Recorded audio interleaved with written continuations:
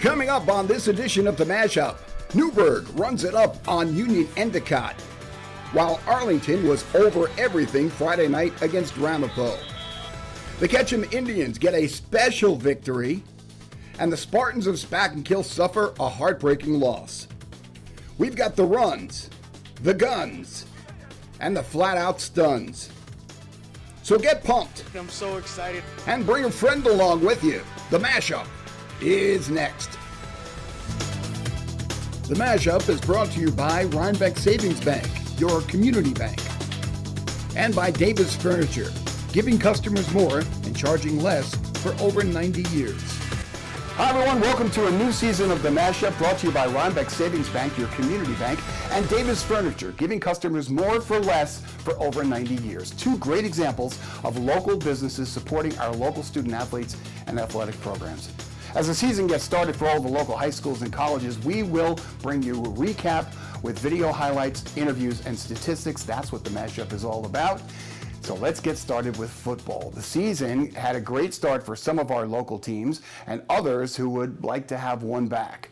Big scorers for the weekend had to be Newburgh, Arlington, and Highland football. These three teams outscored their opponents 170 to 33.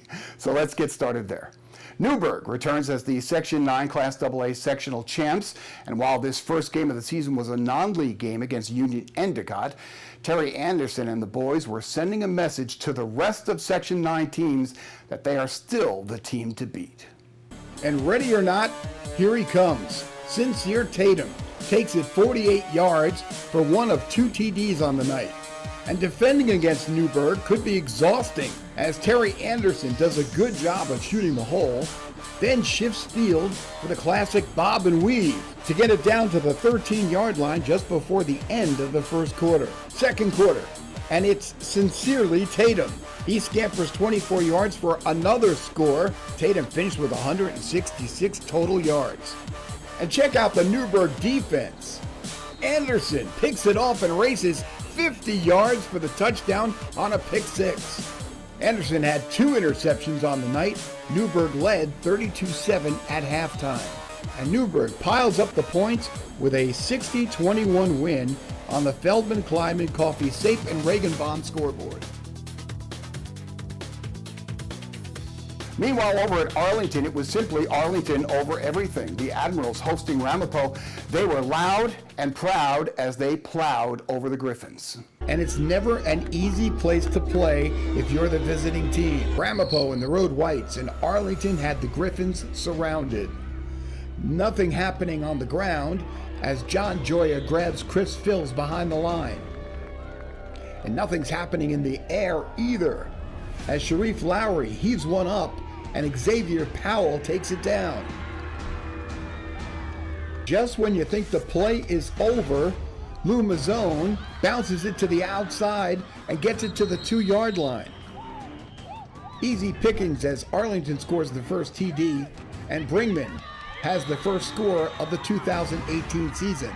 Later in the first, Powell connects with John Joya for another 6. Powell calls his own number and stretches it out to the sidelines for another score. And check out the great block by Brinkman. And what a night it was for Arlington. A 60-6 win on the Feldman, Kleiman, Coffee, Sept, and Regenbaum scoreboard.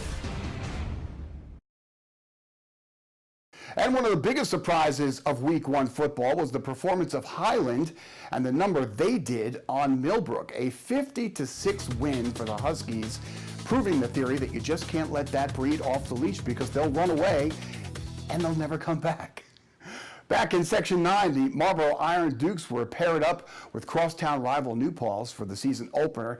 It was the debut of new head coach Brian Beck, a former assistant under longtime successful head coach Rich Ward, now taking over the reins and building some quick success of his own.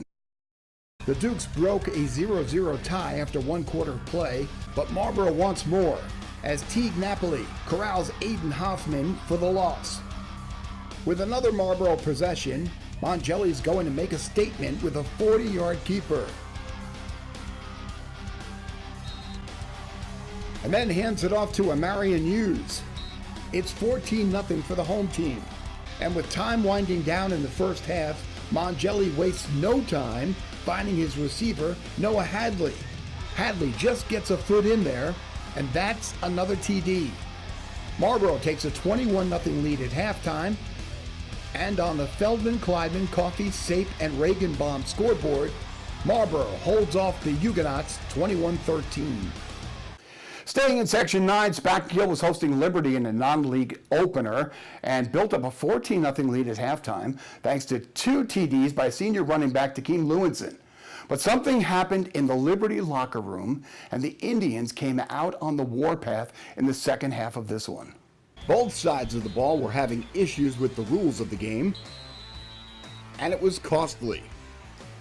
Just as the third quarter was ending, Liberty was making some positive progress as Chris Baer hits Bobby McLeod on a sideline route for a big 40-yard gain. And in the early stages of the fourth quarter, here comes Kamani Dennis with lots of running room, but this one was called back for an illegal block. Spackenkill's turn to break the 14-14 tie. Nasir Milligan shakes and bakes his way for a 15-yard gain. And from there, Milligan takes it in. Spackenkill leads 21-14 with less than 5 minutes remaining in the game. But Liberty is back on the move as Joe Lazinski breaks it out to the sidelines and takes it 16 yards for a first down. Baer finds his favorite receiver McLeod, and that puts the Indians inside the 10 with 2:42 remaining. Spackenkill's defense holds up and makes it 4th and 3 for the Indians, but they're going to go for it. A keeper by Dennis, and Liberty is back. It's 21-20, and the Indians decide to go for broke. The 2-point conversion works, and Liberty leads 22-21 after trailing in this game 14-0. Still time left for Spackenkill to cover some ground. A reverse to Milligan charges Spackenkill towards the end zone. And then the reverse the other way, but Lewinson keeps it this time and is headed for the end zone. But wait, there's a flag on the field, and that brings the play back. From there, Liberty runs out the clock for a dramatic 22-21 road win on the Feldman-Kleiman, Coffey, Sept, and Regenbaum scoreboard. What did you tell the team afterwards? Like the first game, I told them all week comes down to penalties, turnovers, and conditioning. And we lost in all 3 phases. Give credit to Liberty, they were better. And we just got to correct our mistakes and pick our heads up and get ready for next week. One of the toughest losses you can have. First game out of the chute to have that kind of a loss. How do you guys respond? What do you as a leader need to do to get this team back up on and get their head straight? Definitely take a lot of time going into film and really seeing where we where we fell off and where we can get better, because there was a lot of mental mistakes out there tonight that really wasn't us. Back in Section 1, the John Jay Patriots traveled to MashUP to take on the Indians. 2 rival coaches, Tom O'Hare and Dom DiMatteo, would face off once again, rekindling the old knockdown, drag-out fights of Arlington J matchups. Would this be the same? Not quite. Jay and the Road Whites, the big question may have been the O-line, with only one returner in Pat Whalen, but the Patriots O-line created this. Luke Mahan off tackle for the score. The extra point was good. It was 7-0. And while there are still some kinks to work out on offense, the O-line also started this play. And Mahan finished it. Cool Hand Luke had 3 TDs, and Jay's defense handled their side of the ball, pitching a shutout. The last play of the game for MashUP was as close to scoring as it got. Jay wins week 1, 21-0 on the road on the Feldman-Kleiman, Coffey, Sept, and Regenbaum scoreboard. Ketchum hosting North Rockland. The Red Raiders in white and their backs against it. David Bowes blocks the punt. C.J. Richardson recovers it at the 1, and Tim Cipollini runs it in on the next play. They say wins and losses can come down to your special teams, and in this one, it did. 7-0, Ketchum wins it on the Feldman Plyman Coffee Sept and Regenbaum scoreboard. Lords traveled to Lakeland for a first game of the season and a new lineup of teams in the league this season for the Warriors. They were poised with a few explosive weapons and came loaded and ready to fire off a few rounds. In other Section 9 games, Red Hook comes away with a big win, 40-6 over Monticello. Warwick edged out Middletown 21-18. Valley Central's offense put up some big numbers in a 55-21 win over Wallkill. And Goshen dropped Kingston 41-12. Things started out well for the Tigers' 68-yard TD run, but then the Gladiators scored 35 unanswered points.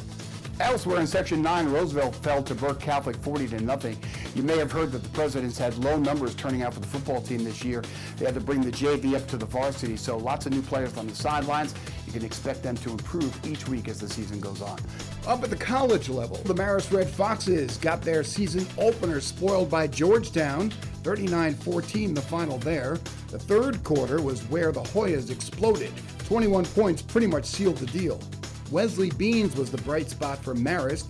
The redshirt senior safety had a team-high 11 tackles. Switching over to girls soccer, congratulations to Arlington head coach Kelly Hand.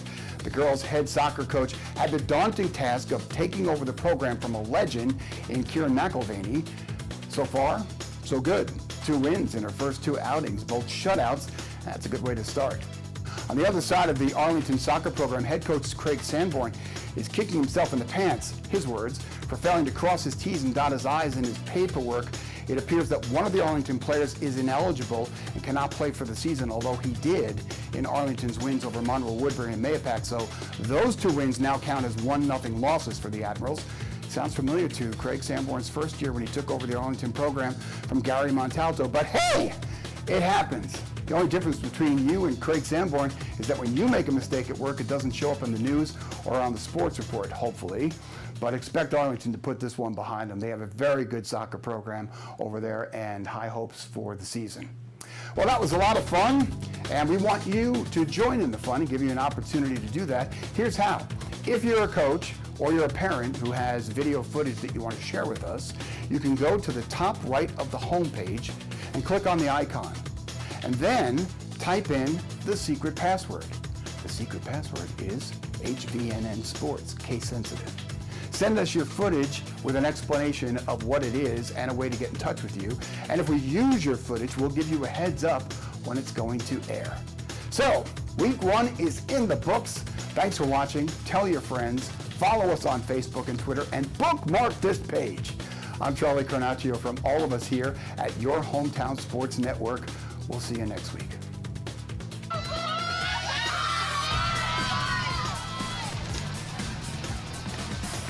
Get it. Oh, yes! Let's go! Go, CJ! The MashUP is brought to you by Rhinebeck Savings Bank, your community bank. And by Davis Furniture, giving customers more and charging less for over 90 years.